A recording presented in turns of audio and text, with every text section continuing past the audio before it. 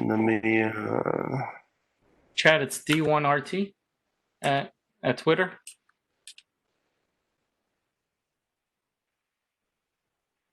No, I don't even remember what my Twitter handle is. It's not D1RT. It's like, I don't even remember. I don't know. Not worried about it. All right. All right, everybody. Thank you very much for attending today. We have quite a group for today's meeting, and we have some special people today giving us a talk. One of them is our very own Respeto, and then of course our very own Chad. Chad is I've known Chad for quite a bit. He is an incredible hacker, and I met him a long time ago during the transition to AKAM, and he's done amazing, and he's done some great research work. Same thing with Respeto. Respeto is actually one of our backbones for our meetings, and I'm sure today they're gonna rock it out. And looking forward to see their presentation. So. A little bit of an update. We do have somebody that we know and appreciate in the hospital, and I hope that he gets better soon. You guys probably know him by his nick, Thurlin, his Sam. I'm not sure if you're here, Sam, but if you're seeing this for the hospital, we truly hope that you get better and you come back soon. We need you well and helping us like you always do. I hope the rest of you are keeping yourself safe. Many of you have heard what's going on, and supposedly there's a second wave or whatever. So just keep status quo and then try to keep yourself safe as much as you can. We will continue doing our meetings online. This doesn't seem to be relenting. I was actually thinking maybe do a one-off at the library, but the library is closed, so we can't really meet. But as soon as we can meet, we'll go back to in person. We may have to do something hybrid because we now get the Californian people here and the people from all over the country attending our meetings. So that's very exciting, and we'll keep or find a way to keep these meetings going so we can allow as many people as we can.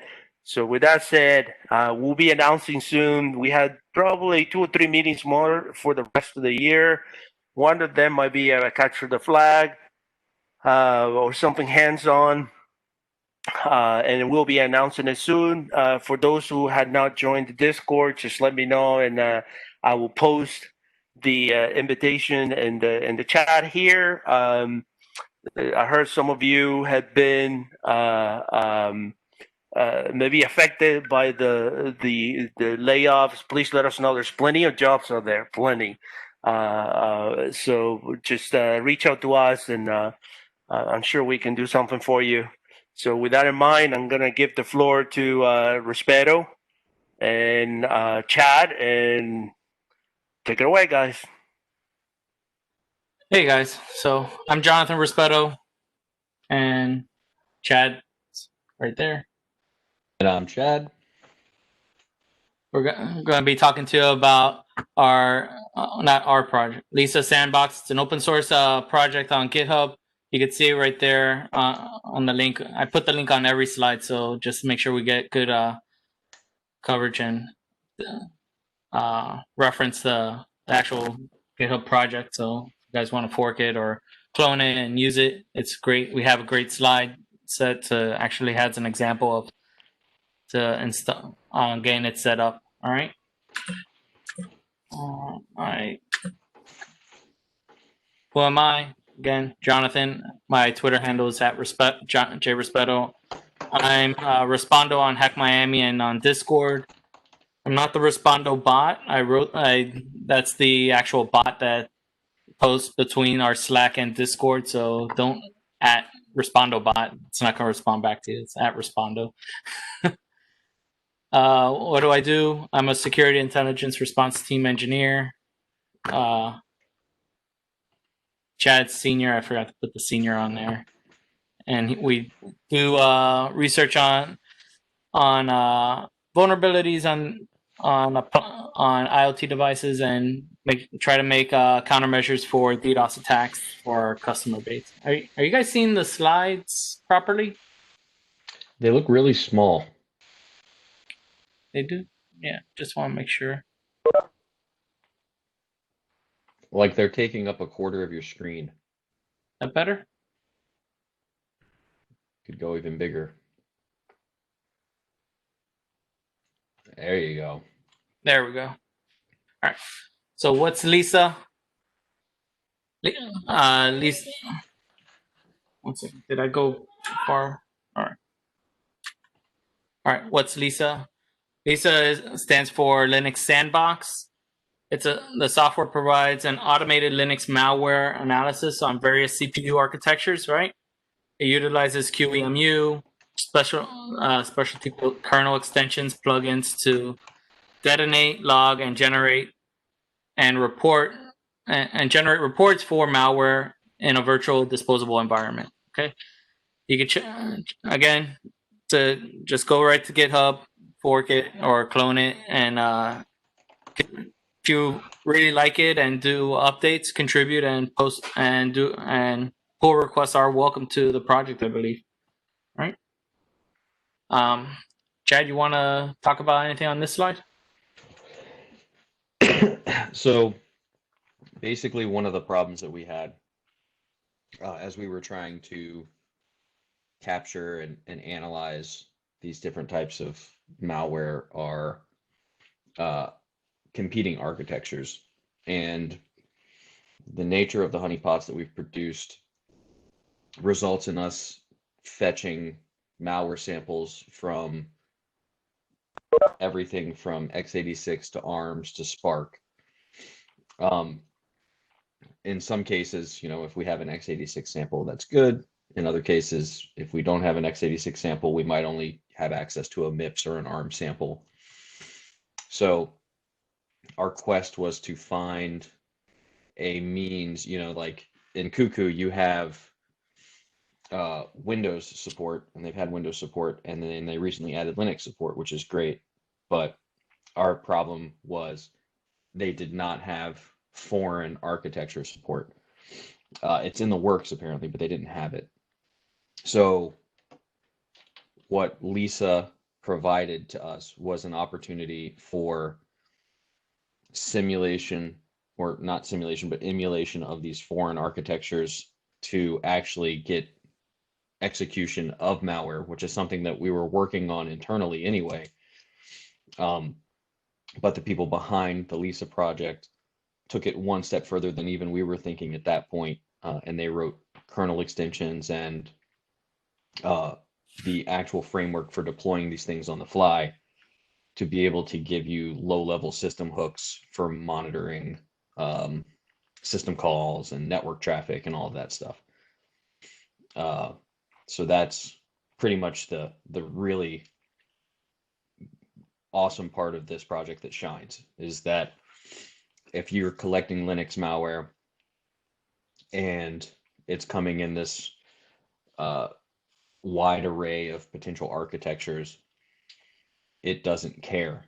It will take whatever sample you pass to it. It will identify which architecture it needs to be run under. It will create basically an architecture specific sandbox, boot up a virtual machine on the fly, detonate it, and then produce a final result. So that's what LiSa is and why it is awesome.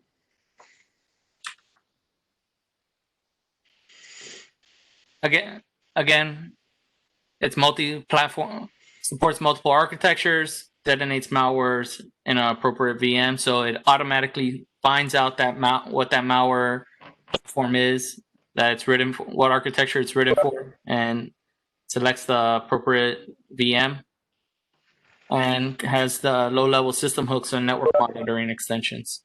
And all the reports are in JSON format, which it's pretty nice and easily to digest into other platforms. So one of our things is trying to get it to ingest it into either into our Elastic infrastructure, the actual report, and see what we could actually pull off of it. Some of you guys like Splunk.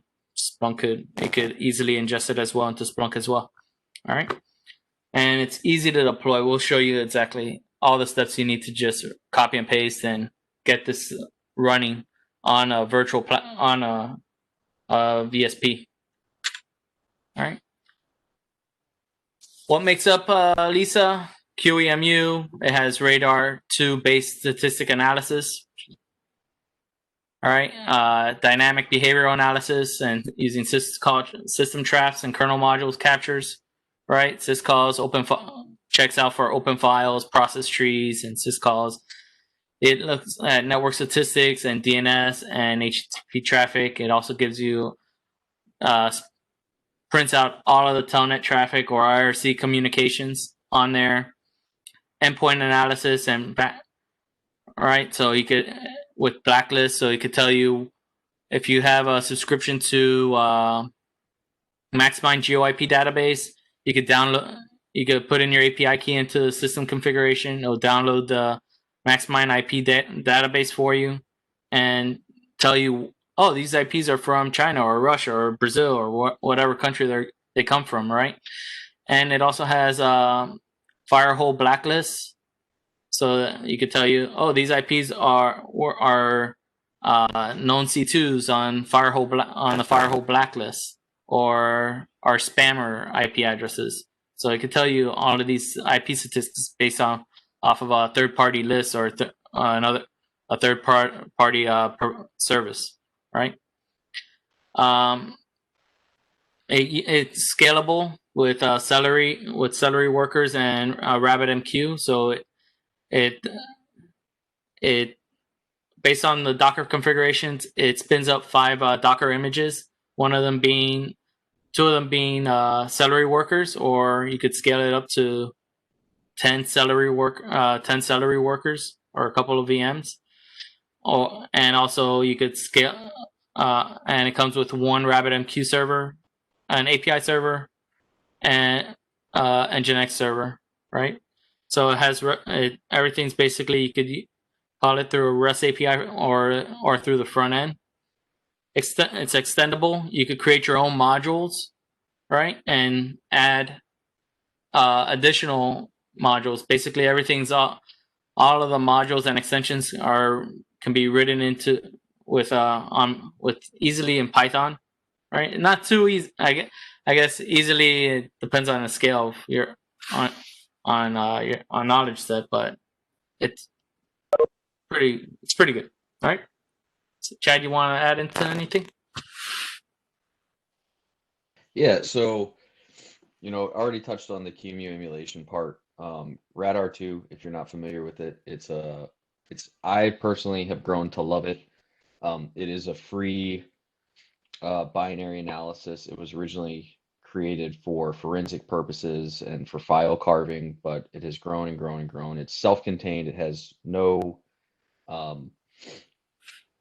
external dependencies really, which means you can get it running just about anywhere. You can have it running on your phone. You can have it running on a Raspberry Pi. It's architecture independent. It also can understand multiple architectures, so everything from x86 to MIPS to ARMS, and this is all free. You basically get a free ability to hook into GDB. It has its own debugger as well. It's super awesome. You should look into it. It makes digging through and analyzing binaries palatable. It's got a learning curve on it, but I think it's a great framework. It's a great starting point, and you can automate workflows through it. So that was a big selling point for us when we saw that Radar2 was used in here. What that tells us is that we can hook into Radar2 in multiple ways, in multiple architectures. So if we have additional analysis steps that we want to execute in let's say, that we have these extensible sub-analysis modules. What that tells us is we could create our sub-analysis module, and we could automate a Radar2 workflow within that module to accomplish things. And what I mean by a workflow or something, if, for example, we knew that at a particular offset in a binary, at the beginning of the text table in the first 1200 bytes in, that this data for example, in a particular sample of this type, which we could identify based on a signature, was encrypted or obfuscated using a byte that can be found at this offset within memory of the binary. We could produce a module and do all of that with simple radr2 commands in Python, and then create a submodule that we can hook into this pipeline. So instead of needing to do advanced detonation or anything like that, we could go into that. Sorry, go back one more slide. I just got off track, but I dove into submodules more than I meant to there.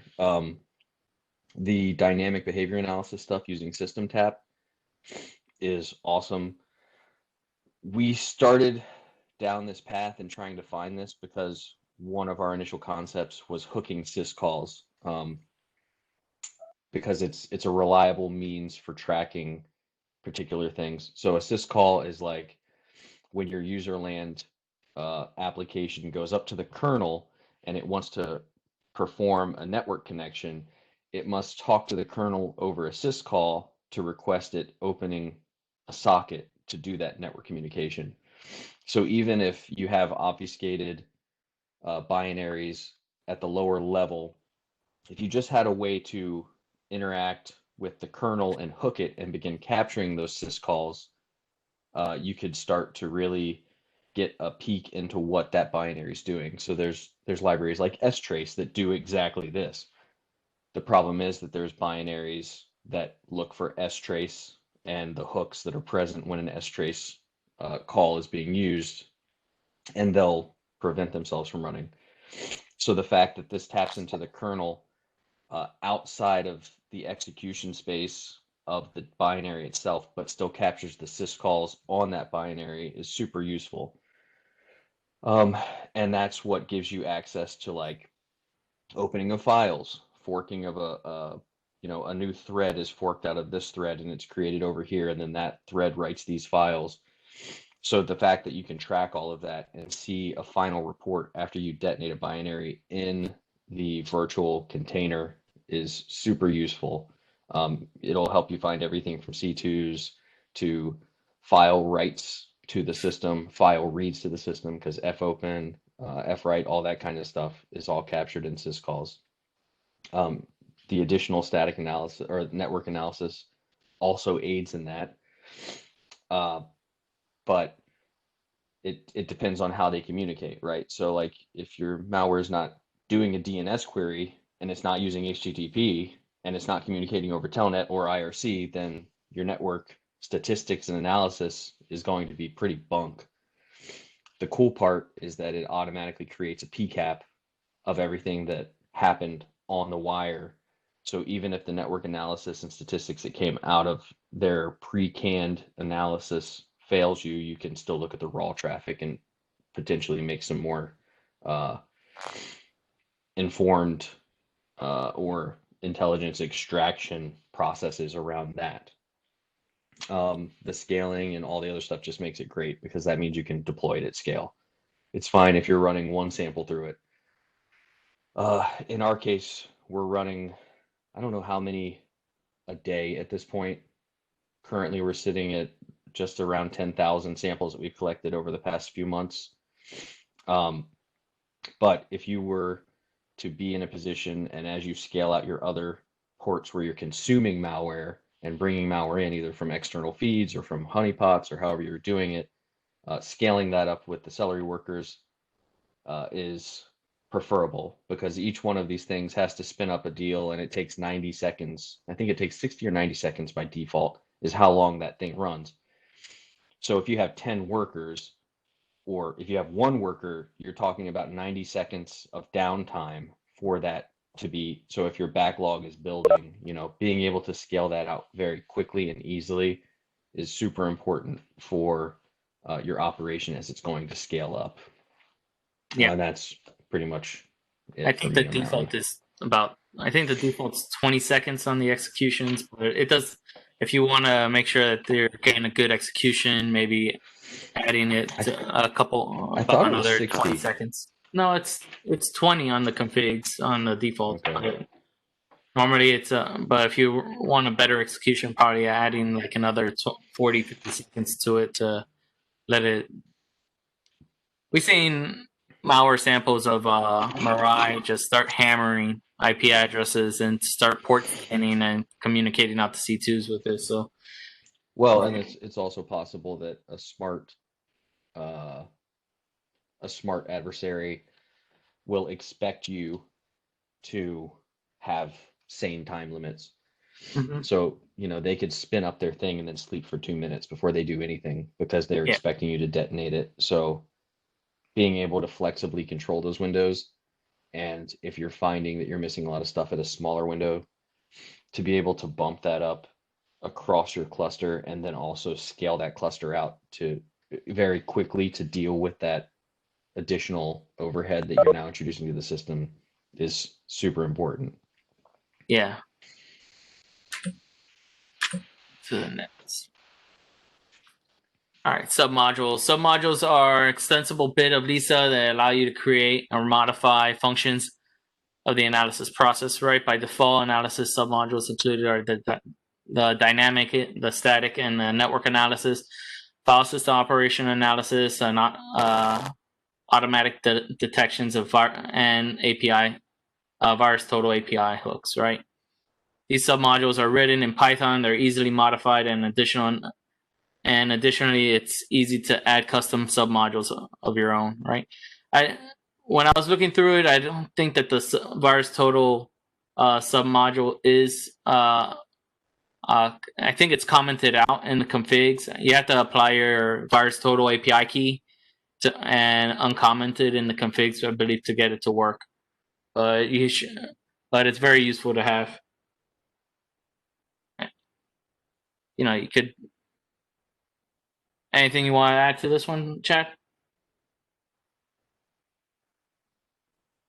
I think you spoke about it. Submodules on the last one. I was muted, sorry. But yeah, basically, I mean, this is where a lot of your customizability will come in to where, just like I talked about the RadR2 plugin, you could have simpler or more complex plugins at this point when you're doing your analysis to potentially, like, let's say one of the features that this does not have, but may be beneficial, would be to get an actual memory snapshot of the QEMU instance at a certain trigger or something along those lines within the binary. And take do a volatility scan on it, or right. So this is where you could implement that kind of feature, because you would have a hook into the analysis process that tells you when the virtual machine is up and running and the binary is detonated. So you could say, hey, after detonation, wait so many seconds and do a volatility snapshot, and I want to be able to see what's running in memory of this thing. But likewise, you could do the same thing with, RadR2. If you wanted to essentially detonate the thing, wait X number of seconds, or wait until a case, and then connect into the PID that was returned as part of that process, hook your debugger, and then start doing some kind of memory analysis at that point once this binary is unpacked. Cases like this, you may want to, like a submodule here that would be useful, would be identifying if it's UPX packed. And if it is UPX packed, unpack it and get the hashes before you detonate it, because that may be more relevant to what you're seeing. Like there's a string module that is in here, for example, that takes whatever binary you've submitted into the system and it runs strings over it, and then it takes the output of strings and actually stores it in the resulting report, so you can easily get a digest of all the strings that were in this binary. But that's going to be basically useless in a packed binary.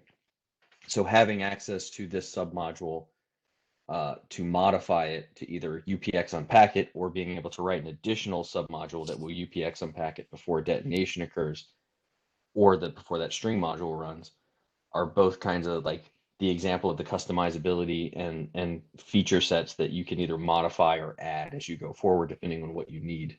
And it's really what's going to make it's going to take you from off the shelf, something that works kind of well, to something that you can really hone and twist the knobs and make it work exactly how you need it to work for whatever your use case is.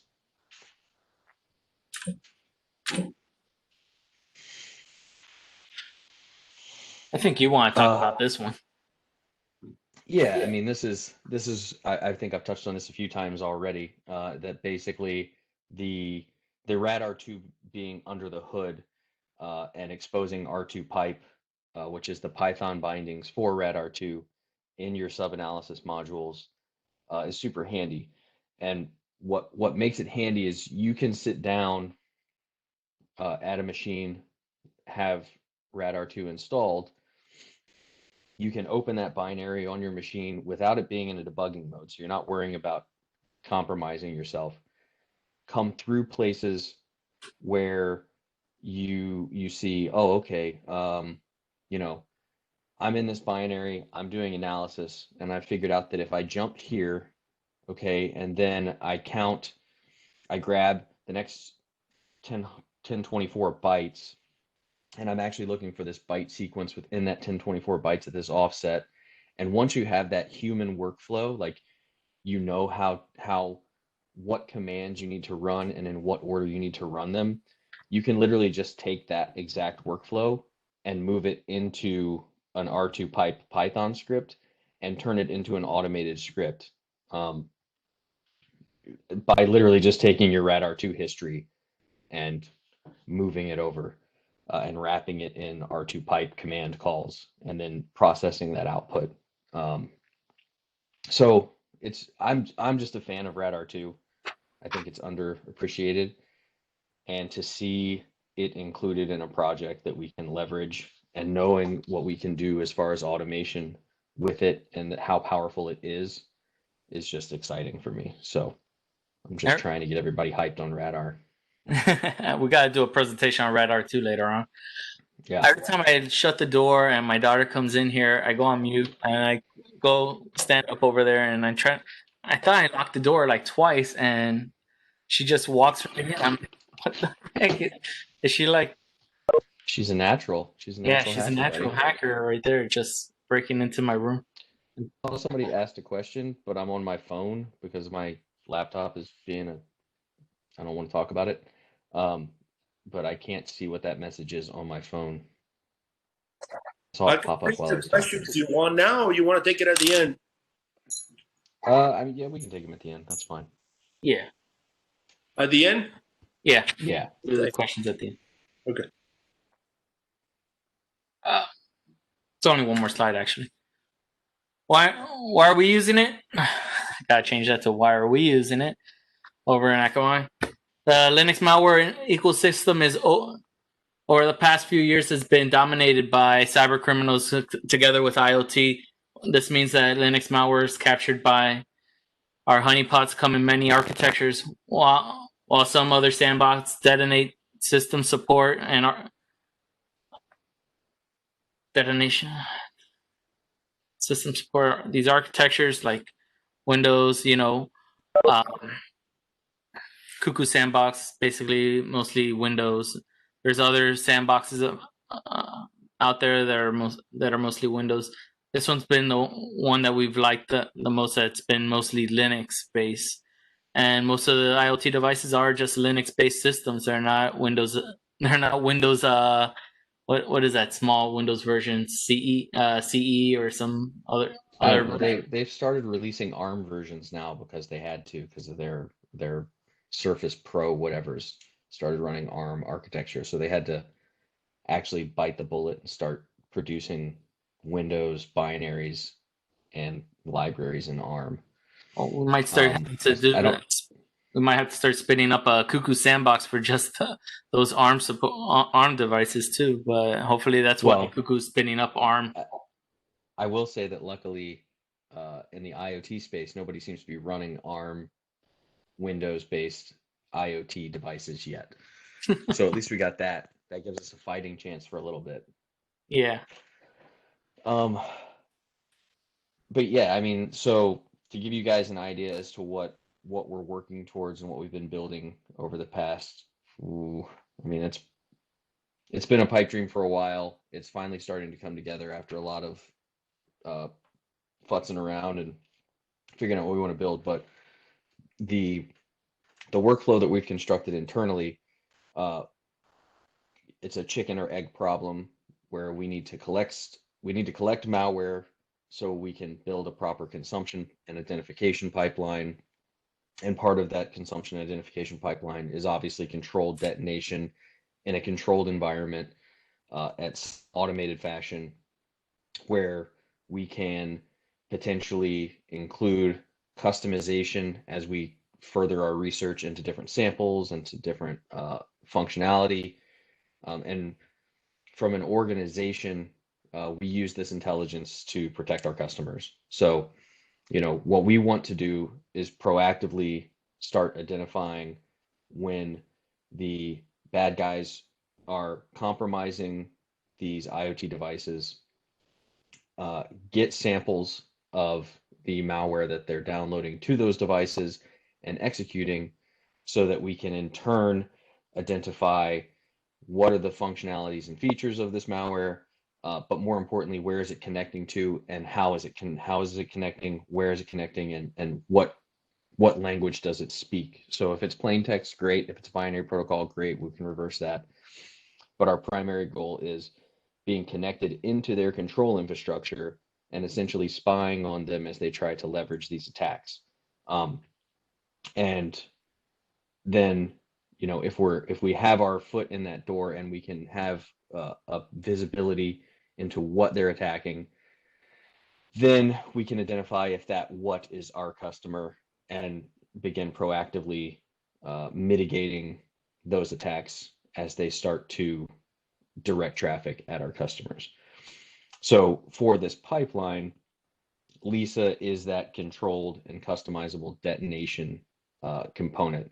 So we've been tackling it in pieces. The first piece obviously is, if you don't have the malware to detonate, then you can't really test your detonation theories or plans or customization. Yep. So starting at the honeypots, we got that sorted out, or at least partially sorted out. And then the next painful problem became, well, crap, this isn't just x86. This is what we need. We need x86 because we can emulate that and do all kinds of easy stuff with x86 because it's been around forever. But now that we're starting to see that they're hitting light bulbs and routers, now we have to get into MIPS and ARM. And this is kind of a frontier that is coming up and breaking out now, because it didn't used to have to be a problem. There was enough low-hanging x86 fruit, but now the lowest hanging, most vulnerable fruit is your grandma's modem. So or the new refrigerator, or that new TV, or that new IoT TV. Just to put it into context, like how weird of a problem this is, I think 2 years ago, one of our teammates, Larry Cash Dollar, was doing research into a binary. It may have been last year, but we were looking into a binary. It came with, at first, it came with 23 different exploit payloads, and then we found the next iteration of it in our honeypots, and it came with 36, and the next iteration came with 48, and the next iteration came with like 89. So, these actors they know what they're doing. They're identifying this low-hanging fruit. But as we started to dig into those different exploits and try to identify what exactly they were targeting, one of them was a crock pot. So somewhere in the world, there was somebody's crock pot that they're, slow cooking, a beef stew in, and it's also attacking a bank. So this is the reality that we live in now. Yeah. And trying to build a pipeline that can deal with that kind of diversity in what you might see land in your pot is a challenge. Who needs an internet connected crock pot for real? Yeah, it's so you can monitor your crock pot over your phone and adjust the temperature. My beef stew. I'm gonna be an hour late. I guess I better lower this to the low setting instead of the medium. That's right. I need to set it to warm. It's done crocking and potting now. All right. Like I said, here's our lab setup. Not our lab setup, but an actual lab setup that you could set up within about 20 minutes. There's two sections. One is just getting the Linode setup going. I tried this on DigitalOcean on the $5 boxes. It didn't work. The Linode $5 boxes did work. So I just wanted to make sure I got the right one for that you guys could actually run and execute and go through the entire workflow, right? And the very important part is that this listens on localhost at the end. So what you need to do is you have to do this SSH connect to your Linode, right, on 4242, just so that you can connect to the Linode. All right. Let me see if I could get my screen going. Share my other screen. Share terminal.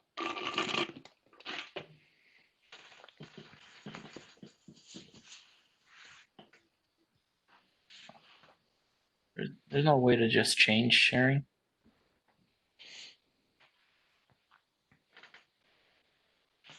Gotta love WebEx.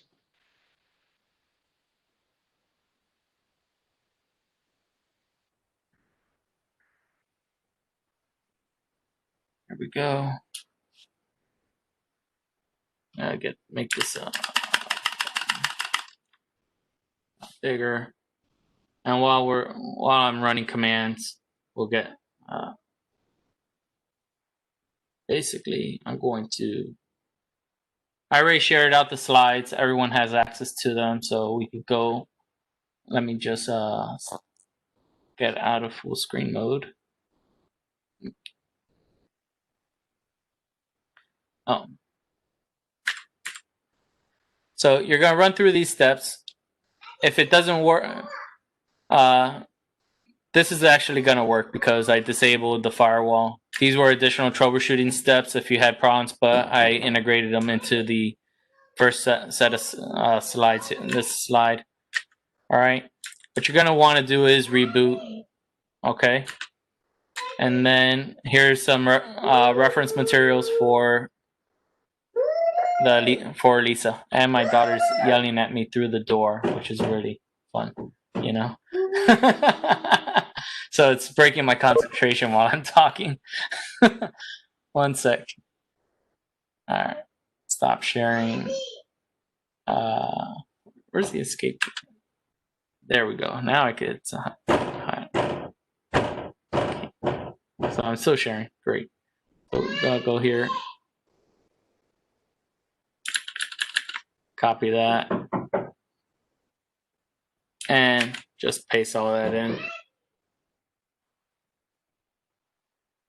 And while this is running, we could take questions.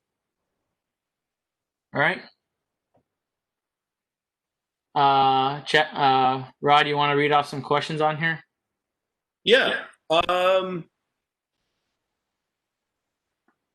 Would there be cases where malware tries to detect it's on a VM and ends up hiding all these tools? Yes. Normally there is a, but malware does try to detect if it's on a VM and probably not execute if it's on a VM. It could check to see if it's if there's any Docker drivers or VM drivers, and say, hey, this is a VM. I'm not going to detonate on this or on this type of sandbox or try to actually run. There's also there's architecture specific flags and things that they can do.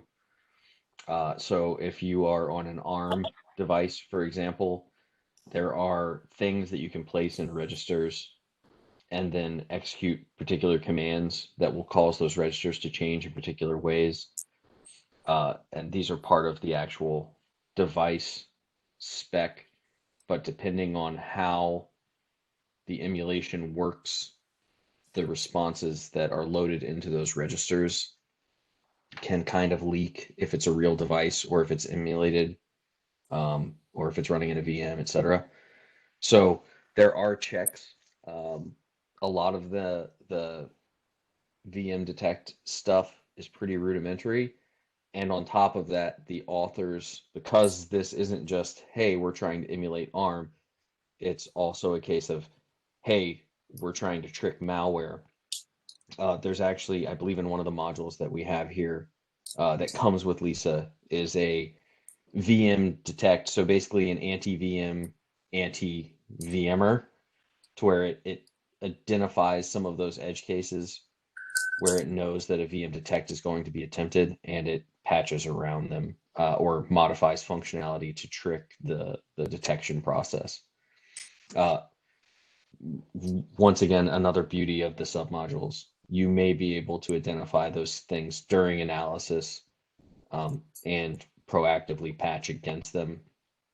And I mean, proactively patch against them in the sense that like the underpinnings that are RADR2 do have the ability to do writing directly into a binary. So for example, if you know that they're not stripping this binary and that they have a function called, you know, exit VM or something, you could go into RADR2, run the analysis, find the function, figure out the length of the function, and then trace back to every place that it's called, and then NOP that function call to bypass that function.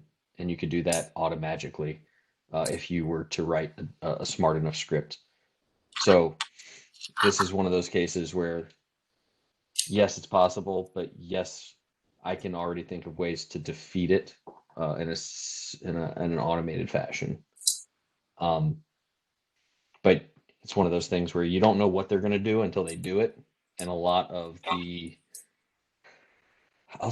samples and a lot of the actors that we see show up in our honeypots, they are not the highest. Like you're not going to come in here and find, you know, a nation state that is targeting another nation state with a highly targeted attack has accidentally dropped some really crazy malware into your, you know, your piece of crap SSH honeypot. Like it's not going to happen. So the level of your adversary isn't that high in a lot of these cases, and the VM detects will be pretty simple to defeat in a lot of cases.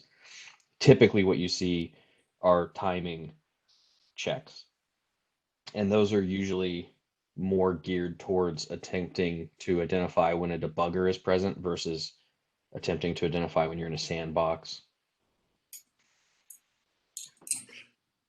Here's a good question. Are there any IoT devices on the market that are the least vulnerable? What architecture or models seen by you guys are the most hardened towards against a average malware payload?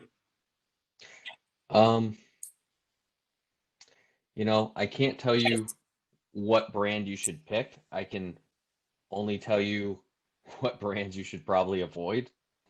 It's a lot easier, and it's in part due to our myopic view of the problem, right? So we're not going out and looking at all of these IoT devices that are rock solid and never have a problem.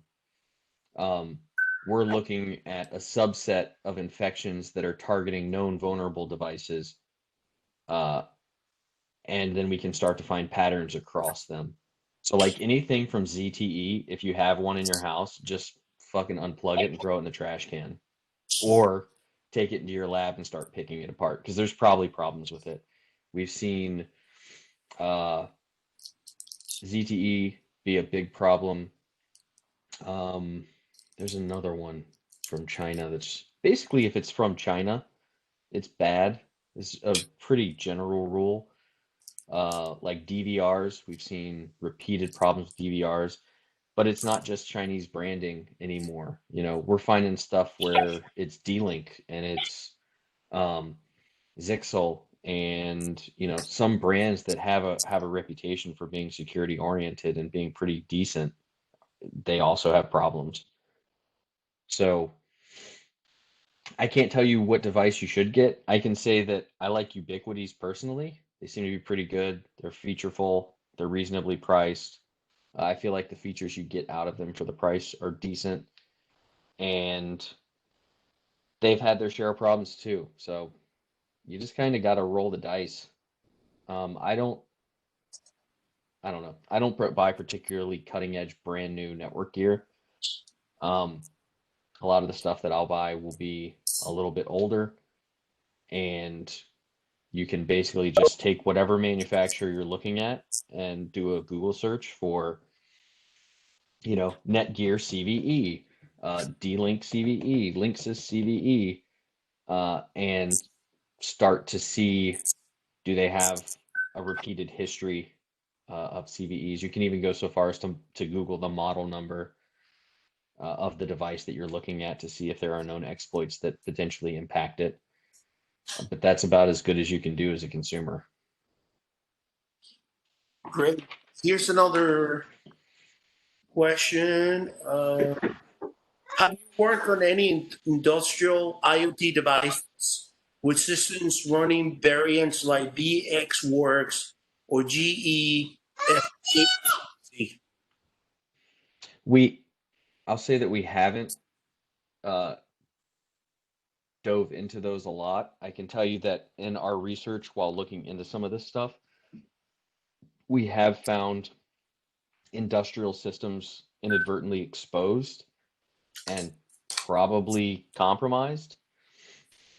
But most of those cases there's like one that's called like Rockwell Automation, and they basically take these old systems and they provide this interface, like a serial interface that they can hook into this thing and then plug an Ethernet cable into it, and then you can get to that thing over the internet. So they're taking stuff that wasn't internet connected and making it internet connected. And we've seen a good amount of that, to where, you start searching for something and you're like, well, this is kind of weird. This banner looks a little bit different. It's not widespread. And then you find, oh, this is some Rockwell Automation connector. So you're not really sure what's on the other side of it, and you're not going to figure out what's on the other side of it until you break laws. But looking at it and knowing that it is either exhibiting vulnerable characteristics, or the real nightmare is when we actually observe it participating in an attack that lets us know that this thing's compromised, because there's no way that this, whatever industrial machine behind this Rockwell Automation endpoint here, should be sending a send flood, but it is. So, there's cases like that as well. Here's another one. If you have heard of a coffee machine getting ransomware. I haven't heard about that, but I totally believe it. There was a guy a couple years ago that was running what's called Brickerbot, and basically he was getting sick of all of the IoT kids running around, taking over everybody's this or that.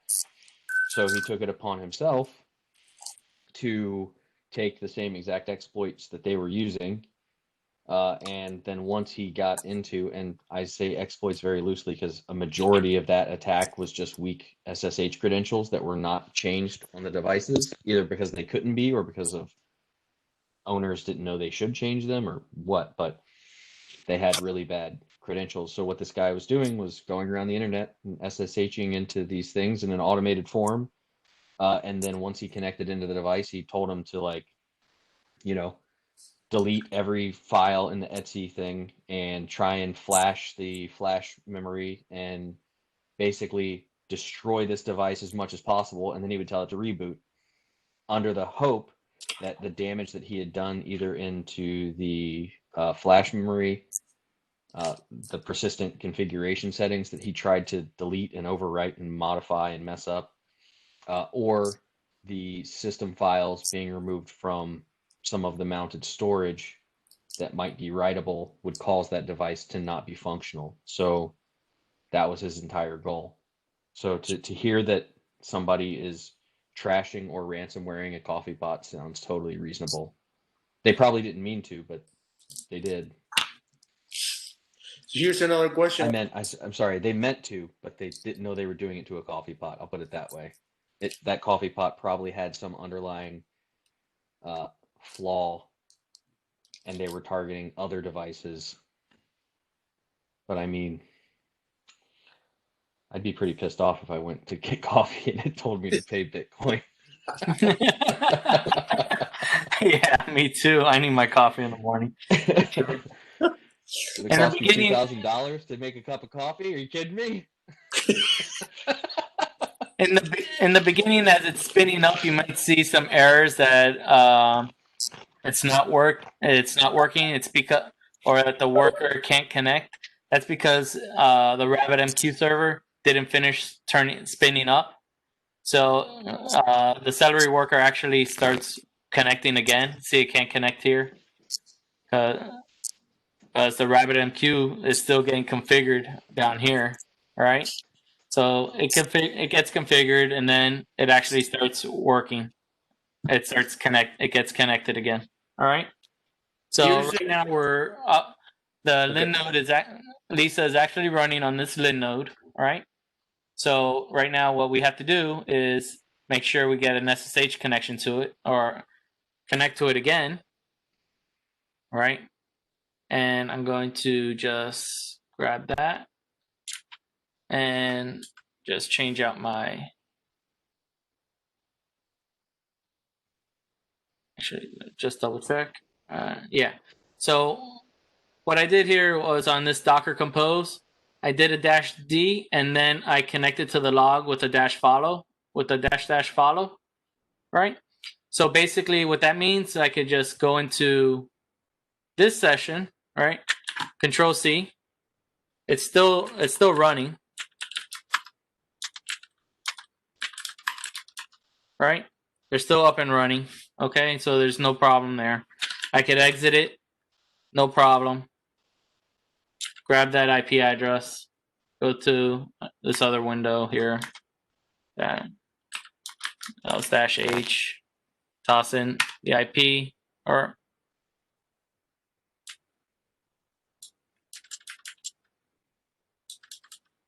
what is it? What's going on here?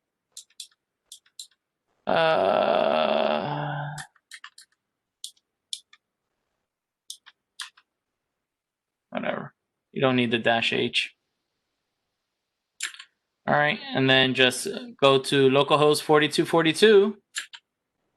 Right.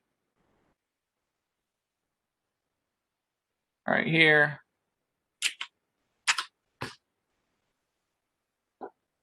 And you're connected. All right. What's good about What's good about this? This isn't running on your laptop anymore. Now you could just submit a file. All right. Select the file. We're gonna go ahead and I cloned this already on my laptop, so I have the test. There's test files, right? So we could run a test and just make sure that it's uploaded. So one of the issues that I had when setting up the lab is that we needed to update the Celery from version, just basically tick the Celery version up one, because there was like a sub dependency that was erroring out, and that needed the .1 version of Celery, the 4.3.1 version of Celery, right?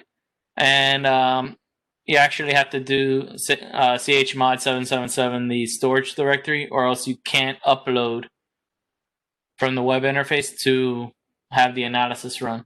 One of the things is that how this is set up is that all of the VMs are sharing a volume on the actual main system. So you can't spin up 10 servers on Linode and scale it out. But it is doable. You can scale it out if you set up volumes on Linode and then have it share the same volume on all the Linodes. So if you do need to scale them out or turn off Linode VMs and turn them back on if you don't want to pay the bill for having like 10 machines going. It's just a little bit more Ansible automation that you have to do.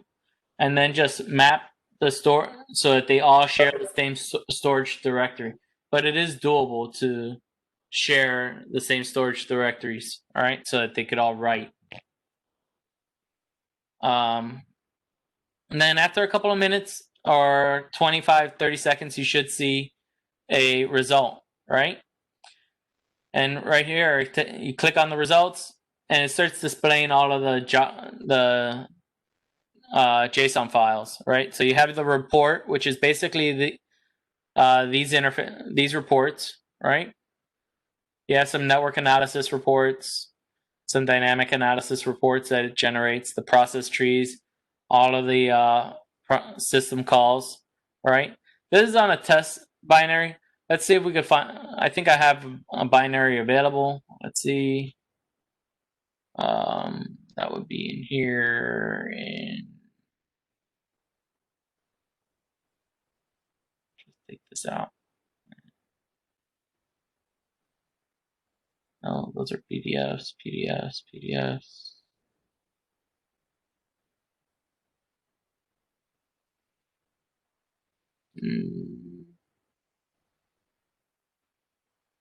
Let me see something real quick.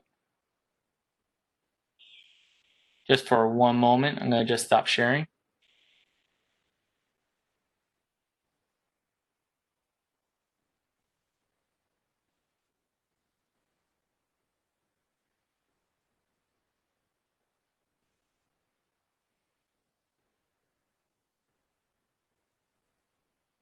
So, Chad, how's been your day? Let's see.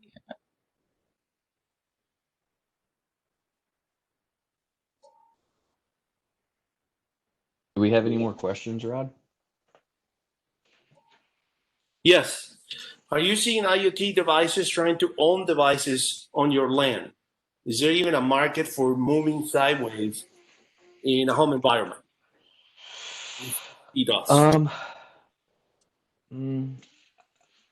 I mean, we've seen malware do scanning, but they usually go out to the internet.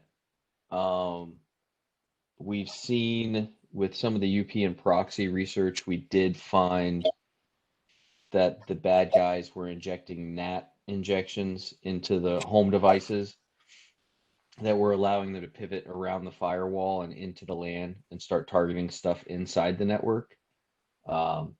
They were trying to expose SMB services, we think for like Eternal Blue and stuff.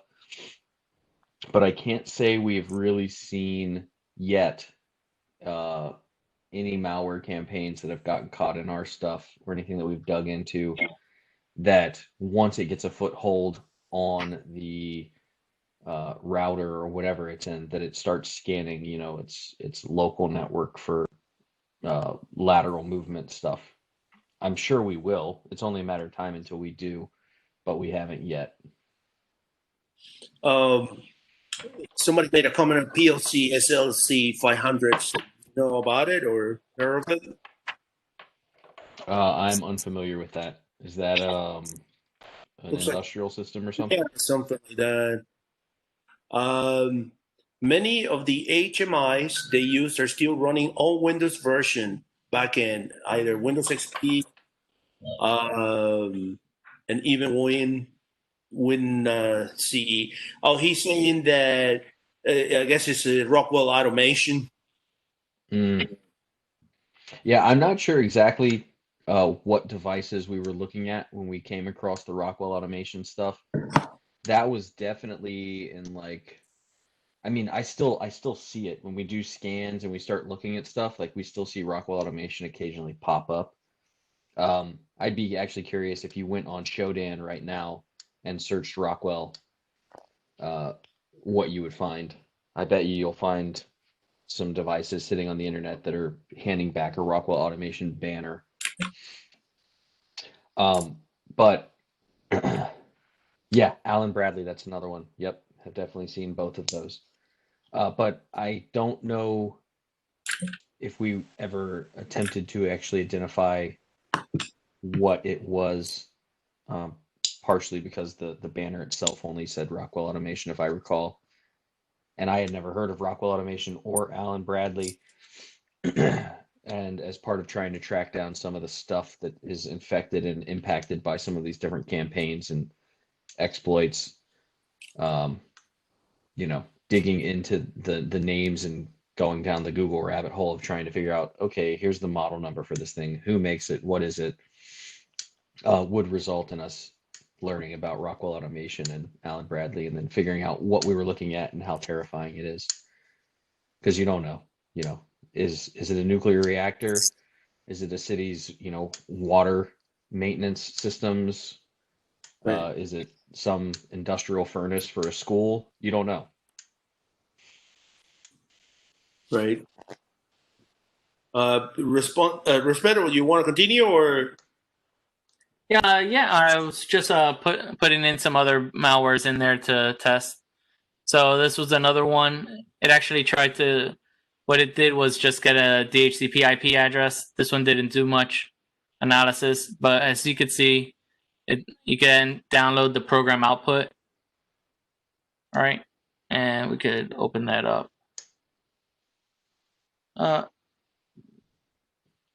Basically, a lot of these don't run a lot.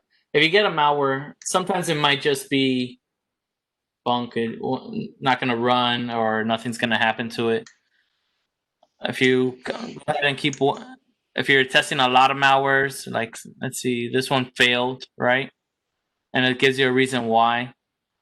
It's not the right architecture. It was a bin file, so it didn't execute. So you'll see stuff like that. All right, there's when you get the PCAPs, if you see one that actually has a PCAP, so this one didn't have any, only had DHCP requests, right? So you could actually see that in the PCAP. If I get the PCAP open here and share the screen, let's see. The other thing too is if we have the results.json digest that comes out of it, I could go in there and see if that did some syscalls and try and show how that works. Yeah, I'm trying to get another PCAP file that actually had some better. Yeah. So in the system that we're building for the Akamai intelligence platform stuff, like one of the example use cases that we're working towards and that we'll be able to do in the long run is going from these, you know, if we detonate a piece of malware and that piece of malware outputs to the screen, you know, loaded whatever, trying to look like, you know, we've seen them say like TUNTAP 0 up and stuff like that, like generic looking output that's, you know, the actors have in there so they know that it's successfully executed when they're testing it and all that good stuff. But to an outside observer, it doesn't really look like much. Well, all of that stuff goes through a syscall. So in a completed system, what we'll be able to do is say, okay, this particular malware sample, when we detonate it, it's going to output this message to the screen. So now we can go backwards and look through all of our results JSONs and look for cases where the syscall that outputs stuff to the screen is called, and the payload that was passed and output to the screen is this string. That will allow us to identify hashes. We could also do like SS deep searching to find related or very similar samples.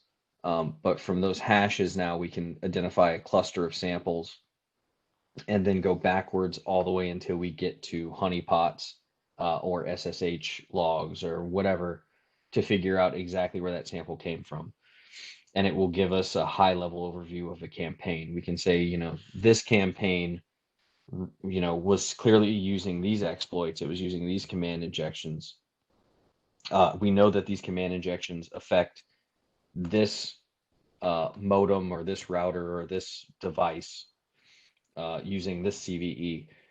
And The functionality of that binary is DDoS capabilities. It can do this kind of attack and that kind of attack and this kind of attack, and the attack traffic looks like this. These are the binaries that were a result of that campaign, and those binaries communicated with these 3 or 4 different C2s, and now these 3 or 4 different C2s have issued 10,000 commands, and 13 of which have attacked this customer of ours. So having that full pipeline of being able to piece that together. So when a customer says, hey, we got hit out of the blue yesterday with this huge attack, what can you tell us about it? Well, we can tell you that the people that built that botnet started 6 months ago, and it's been growing steadily, and they're targeting these things, and they hit you with this kind of attack, but we were able to mitigate it because we knew it was coming, and we already have signatures pre-written for the mitigation specialists to use. So just to put things into perspective as to how these different little pieces of information and these different little pieces that leak out of every layer of this system enable an overall larger intelligence operation. Yeah. So on this, right now on this PCAT that we're seeing right now, so the analysis was kicked off, right? And then we got, the analysis actually showed a couple of alerts in the analysis that it was doing, that it was sending out that the binary was sending out a bunch of SYNs on this particular malware, right? We looked into it on the network analysis, and it showed a connection out to 3-way handshake connections, a couple of them, all right, that actually completed. And then we actually noticed that on these signatures here, we have some particular handshakes that were done, right? So we could know that we could put one and one together and say, oh, okay, here's a communication out to C2s, right? And we're seeing handshakes come back.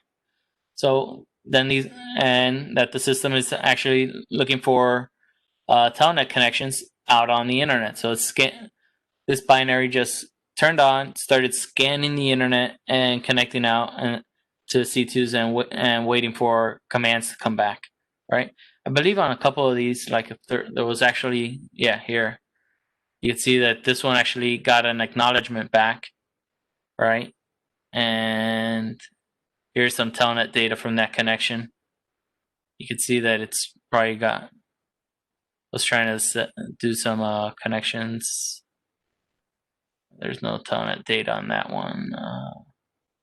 I actually saw one that was saying, oh, okay, here's trying to log in. Right. So this is some DOCSIS gateway. So that's some cable modem out on the internet, and then the malware is trying to probably do an actual connection to it. It says. So this one, it's probably using like TR069 or whatever to abuse stuff. But the other places where this kind of intelligence is beneficial is with Mirai very early on, because of how the person that wrote the original source code and then released it to the public implemented their SYN scanning for telnet machines. Basically, every Mirai node acts as a tiny brute forcer. So while your machine's infected with Mirai, it's not only participating in attacks, it's also constantly scanning the internet in an endless loop. It's attempting to connect to everything on 23, 23, 23. I think those are the 2 primary ports. And then once it successfully gets a connection back from a device, it then runs through a list of credentials, and it attempts to log in and sees if it successfully logged in. And if it hasn't, it disconnects and reconnects and does another login attempt until it successfully connects. Yep, exactly. Yes. I love chicken nuggets. And then once it identifies that, hey, I have successfully logged in, it doesn't go through the process of infecting that machine. It reports that machine up to a higher level piece of infrastructure. That piece of infrastructure takes the confirmed, if I connect to this machine on this port with this username and this password, I'll be able to connect in and infect this thing. And then another machine comes back later, logs in with those credentials without brute forcing at all, and then infects that machine. Yeah, What's interesting is because of how it sets up the handshake as part of its scanning, there is a pattern with the device it's connecting into and some of the characteristics of that initial SYN packet. So you can sit back and look at SYN traffic as it's hitting your machines sitting on the internet, and you can identify other machines that are sitting on the internet that are actively infected with Mirai. In some cases, that's super beneficial. And having this level of data collection from your sandbox, not just saying, hey, it talked to this DNS and it did this, but having the actual raw PCAPs and being able to analyze the raw packet data that came out of this malware can lead to those kinds of discoveries. So that's yet another reason why LiSa is awesome, because it automatically captures all this stuff for you. At some point, I did see that it was also, it pivoted and started to scan the internal network as well for devices. Well, there you go. That answers your question. I hadn't seen that yet. Yeah, because here we're seeing, look, it's trying to scan the internal network, the 10.2 network as well. 10.2.15, 10.2.2.2. Oh, maybe that's just the ICMP replies back. Yeah, it's not really scanning the internal network. Oh, it's just junk. There's other things here. It goes out. See, as you can see, this PCAP goes on for a while. It's 6,000 lines long, and you that could might just also just be poor programming. Yeah, it could just be a bug in their scanning code. Oh, here's the heartbeat back. All right, so there's a heartbeat for Mirai C2. Yeah. So it was trying to communicate out. So this is a very interesting PCAP to go through when you're as soon as you get your analysis set up, right? Actually, I did see something that was interesting. Or was something else, actually. Or was that? But like in our use case for this, we would look at not just that it's doing the scanning and whatever, that successful communication to and from the C2 is handy to know. It's handy to know that this sample communicated to this IP on this port, and great. But in the case of Mirai, and in the case of other variants of malware, actually, it uses a binary protocol, and that binary protocol requires a certain set of heartbeats and handshakes be delivered in a certain order with a certain timing.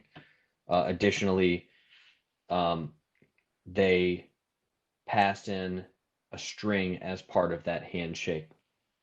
So you'll see the binaries detonated on the system, and they'll call it DVR helper, but then they'll pass a string that's pwned,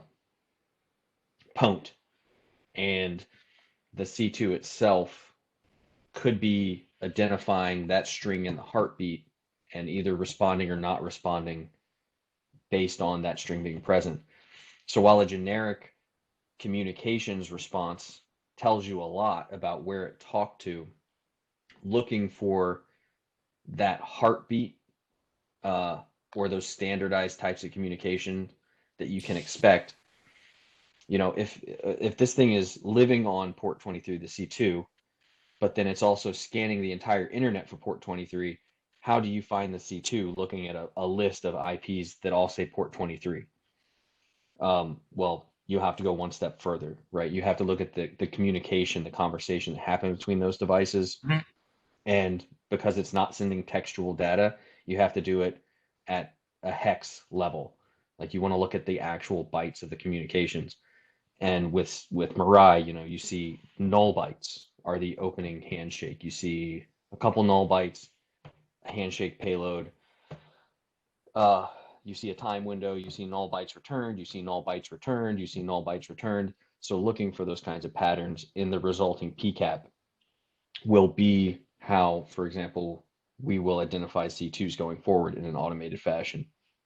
So just like we have these sub-analysis modules, we will write modules that say, okay, the analysis is run Now it's time for us to analyze this PCAP. Like, they did a good job of telling us the DNS and the telnet and the IRC. That's great.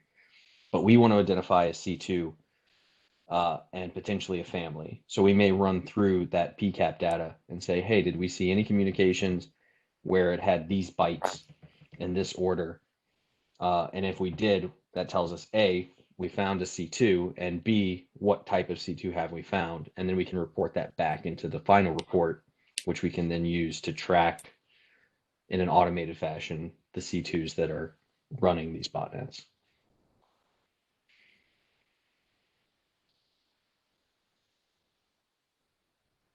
So yeah, I probably just told you a little bit too much about how the sausage is made, to be honest, but there you go.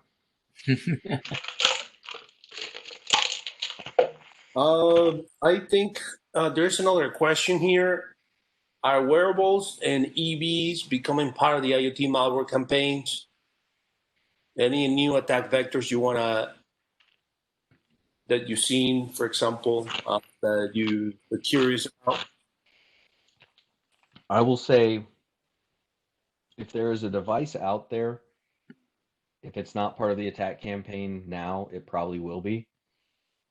So while I cannot point to a positive case where I can say, yes, this was a wearable or this was an EV and it was attacked, and this is a game changer, I would not be surprised to find out that there has been one, even if I'm not aware of it. And when it does happen, I won't consider it a game changer at all. It'll just be more of the same exact thing. It's just getting its tentacles into a newly exposed pool of the same old crap that we've seen everywhere else. So here's a question for you guys from me. Do you think that 5G is a game changer?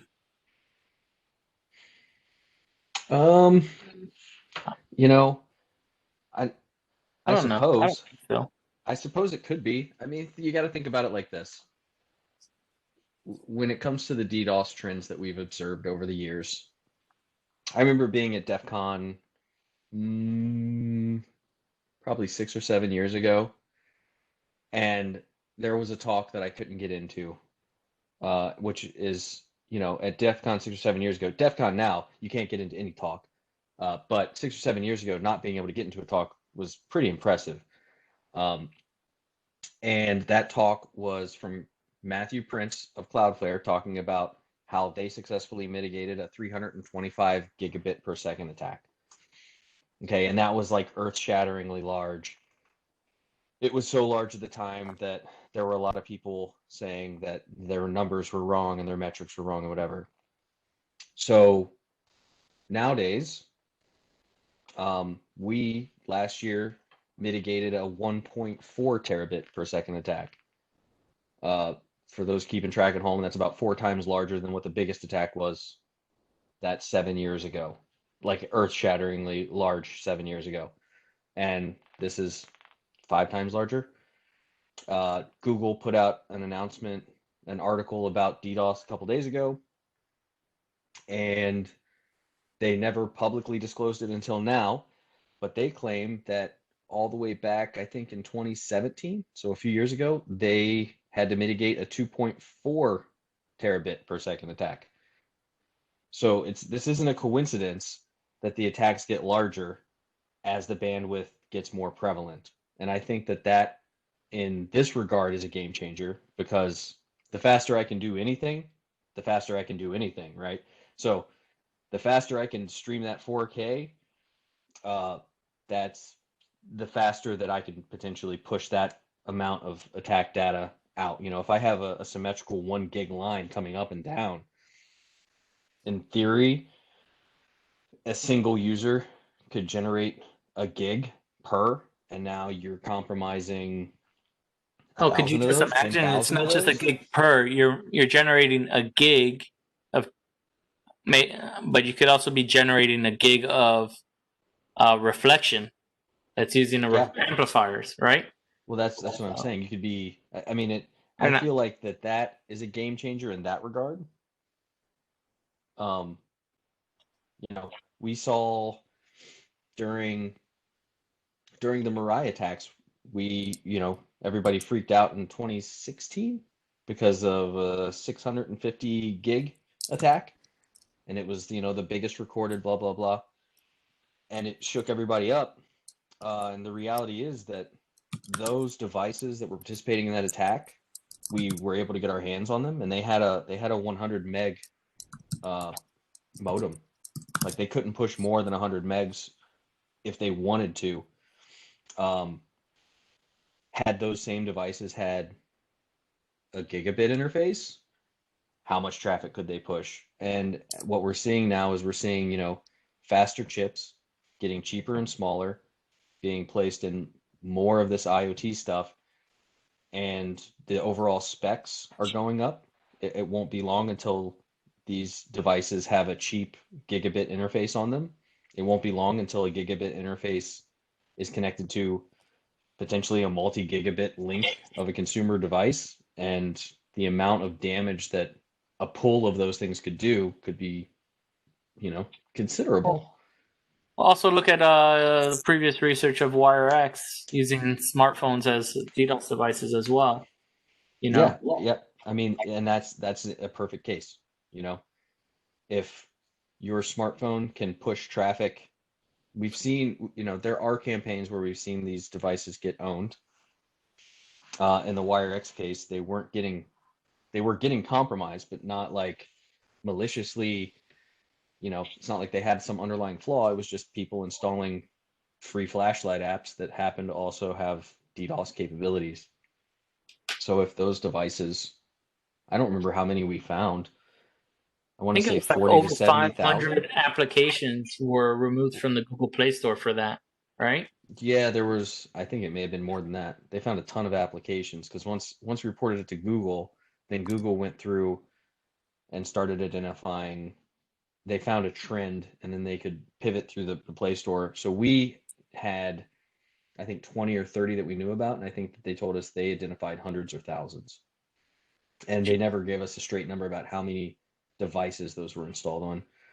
But, in the future, when every phone has 5G and you run into a problem like that, that's just going to enable that phone to push more traffic and, potentially cause more damage. Right. You also have wearables that have now a cell phone connection that you wear while you're sleeping or you're doing exercise. So All right. I got one more question for you guys, since you guys worked on the internet company. Do you think the internet will be broken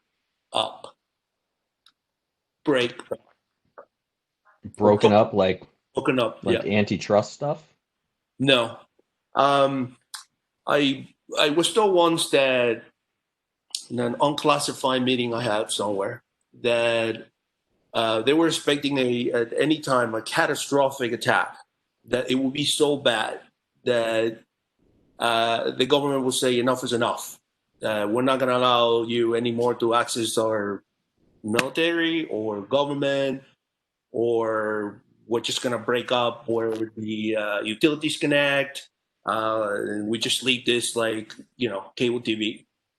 That hasn't happened yet, but I've been told that they are preparing for that. What is your opinion? I mean, you're talking about splitting of civilian and industrial and Yeah, governmental networks? like they will break it up, like you pinging, for example, a university or a hospital in China or Russia is never going to happen again. We're just going to break up. I don't know. I mean, who knows, to be completely honest. I could make arguments against it. I can see why somebody would want to do it.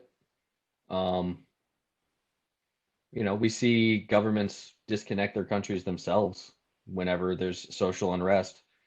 I remember there was a talk at DEFCON a few years ago talking about how to get your message out when the government tries to shut you up or something.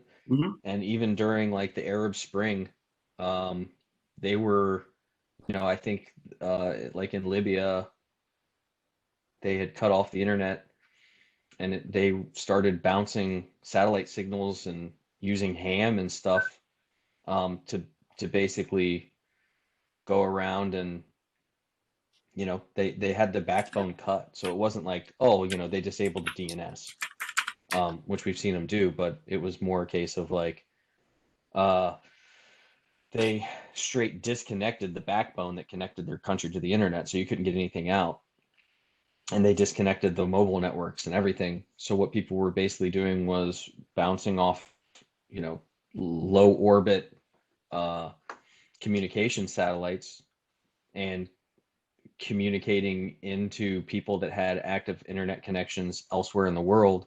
And then those people were taking that data and translating it back in. It was a super slow connection, but it worked, and it allowed people to get messages out.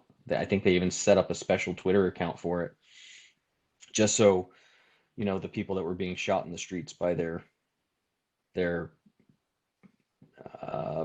I don't know if we call them tyrants or what, but the you know, the people that were trying to shut them up were doing so by force. And I think if they try to do something like that, there will probably be some kind of answer from the populace worldwide. And I'll say that there are projects that are also geared towards that. I think I gave a talk. You did, actually. 4 years ago about maybe longer, about the interplanetary file system, and there's CJDNS or CDJNS. I can't remember. I can never remember that. There's a system called, I think, Dysphoria or something along those lines. And they're all working towards a decentralized system to where everything's going to be encrypted, and you're essentially relying on your peers across the internet. And, you know, I mean, they're even going so far as mesh networking and such. So we'll see. Yeah, somebody had just mentioned that with all this SpaceX,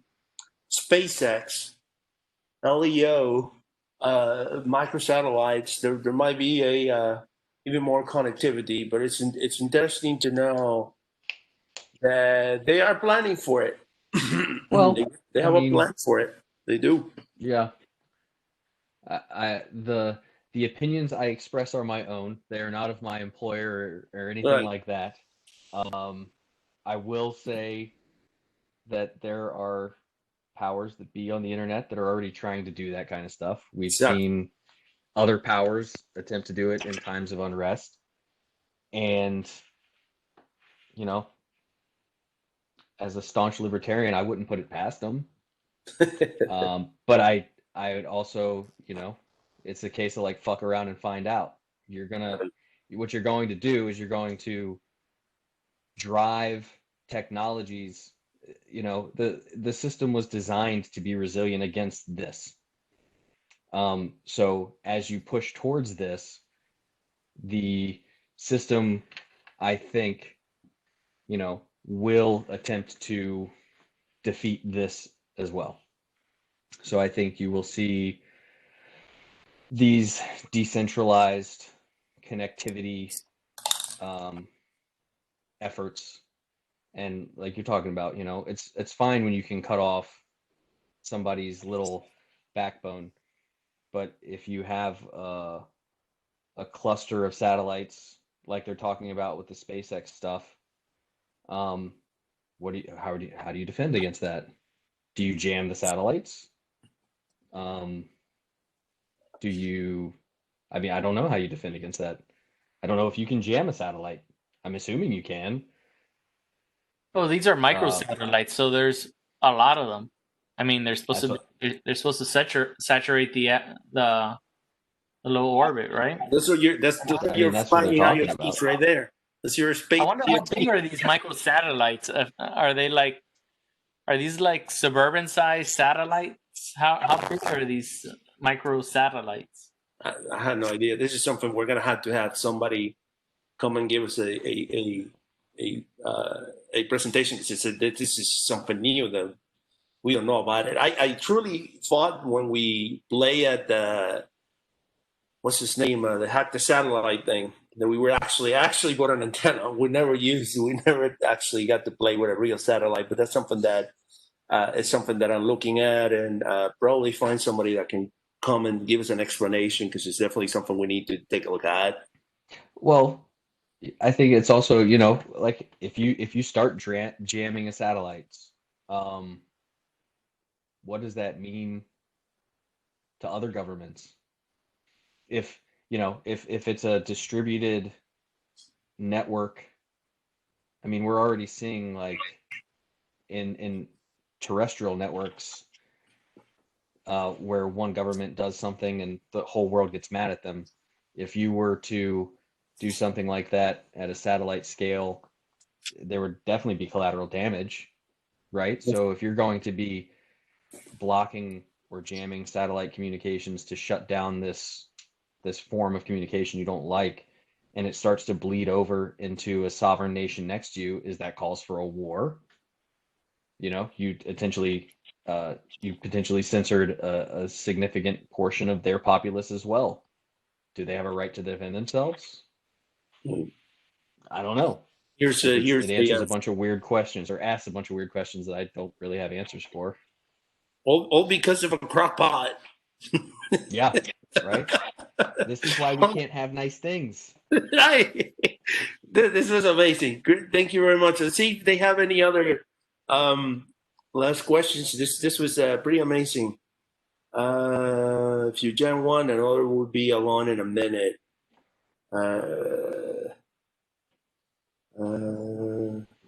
Yeah, we gotta Phil saying that this was an amazing session. I agree. This was incredible, and we need to follow up on that Starlink. I didn't know it's called Starlink. So maybe you guys will come back and at one point tell us about satellite IoTs, because everything that's connected is pretty much getting hacked. We always found when we were doing even the research into like the Mirai and other stuff, when we started scanning, a lot of it was like not shortwave, but like cellular repeaters and like wireless communication device, like industrial enterprise level stuff, which was concerning as well, because if some skid from wherever is able to get in and run their Bitcoin miner on this cellular thing, then in a wartime scenario, what does that mean for somebody? Is somebody going to be able to come down and shut down cellular networks on accident or on purpose? Right. And it's terrifying. Keeps me awake at night. I don't even like to think about it. It is terrifying. Well, thank you very much, guys. Any last words? Thanks again. This was pretty amazing. Yeah, I'm all good. Okay. I did enjoy the talk. I hope you guys enjoy the slides. Set up LiSa on your nice disposable Linode environment, and you guys are all awesome. Remember, join the Discord, the Slack. We have the communication bots. I hope you guys are enjoying it. I know I was supposed to give a little talk or like a rundown on how to use Discord. I kind of got that disconnected on that time. I was in the middle of moving into a new house and stuff, and have to rip out some pink carpet behind me. But I really hope that this talk, you guys really enjoyed it. All right. Well, thank you very much, Chad and Respeto. I knew this was going to be an awesome talk, and it was. So hopefully we'll have you guys sometime in the future and give us an update on what's going on. So thank you, and everybody, please join our Discord. Stay tuned in our meetup group, and we'll be posting soon information about our next meeting. Thank you very much, and we'll see you soon. See you guys later. Always fun. See you guys. Miss you guys. You too, buddy.